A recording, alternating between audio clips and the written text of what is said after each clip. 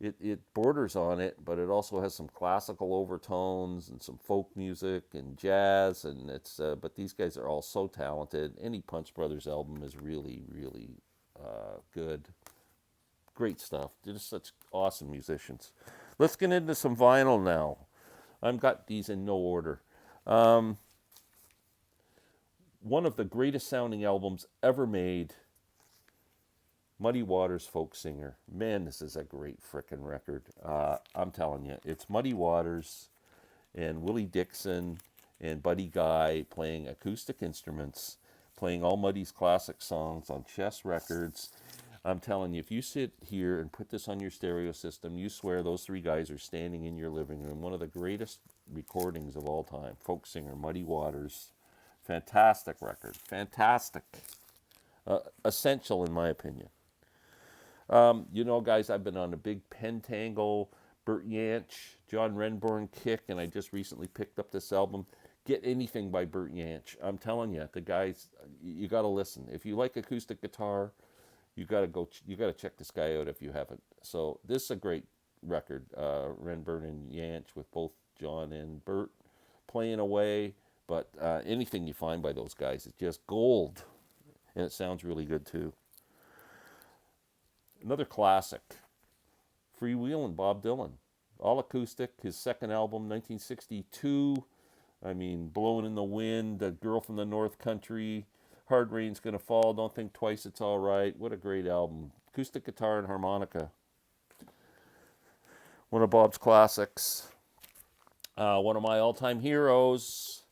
John Hartford, two amazing albums, Steam-Powered Aerial Plane and Morning Bugle. Morning Bugle is being reissued on Record Store Day on April 20th on a double album with some, I believe, outtakes and songs that were left off the album or something. I am so excited to get it. If I miss out on this, I'm going to be like devastated. I want that one really bad. It's the only thing on Record Store Day I'm going for. So, David Bromberg, great David Bromberg, started out as a session musician, then played with Jerry Jeff Walker for a number of years, accompanied him, played with Dylan. I think if you're a Dylan fan, you know the name Bromberg because he was playing on a lot of the sessions around the self-portrait period. But David is a musician on his own, great guitar player, and two amazing acoustic albums is his solo or his debut album called David Bromberg. This is a great record. He does a great version of that old traditional song Delia on here that's fantastic. Suffer When You Gotta Sing the Blues. There are some horns and stuff on this, but mostly acoustic music and great.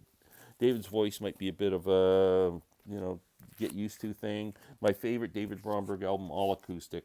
My Own House, fantastic record. I mean, just look at the acoustic guitars on that. Just reeks of acoustic stuff.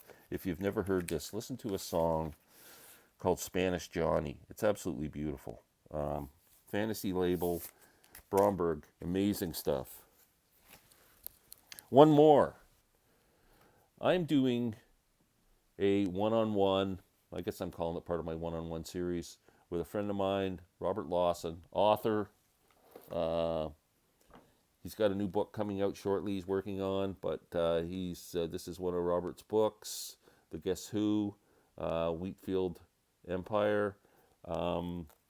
Anyway, I met Bob when he managed a record store in Toronto, and I was a salesman on the road, and man, I couldn't. Could you imagine me driving by a record store without stopping in? So he introduced me to a lot of cool stuff, and I was a big Jefferson Airplane fan. I was not aware of this album at all. This is probably, we're talking, the early 2000s probably, maybe. Anyway, he introduced me to this album, and it came out on Record Store Day, and I went and picked up a copy. Jorma Conan's Qua album. What a great frickin' record this is.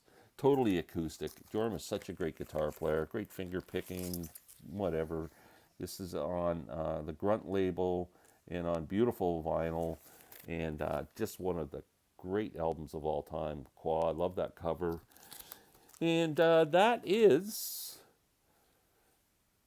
my acoustic stuff that I came up with. There's tons more. I could have pulled out a million bluegrass albums, but this goes on and on. I was trying to keep it somewhat mainstream.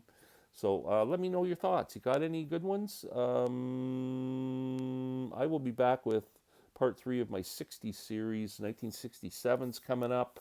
I appreciate everyone who's watching. The 66 seemed to get a lot of attention, which is really nice. So 67 I'll probably do on the weekend and get it up. I'm meeting with Larry Graves tomorrow. We are going to get together and record a video reviewing our thoughts and review on Sean Lennon's amazing new album called Asterisms. Fantastic record. Really excited for that. Sean is on, we're on his radar. He has acknowledged Larry's tweet that we're doing the review, so hopefully Sean will be watching. Anyway, we'll talk soon. Take care.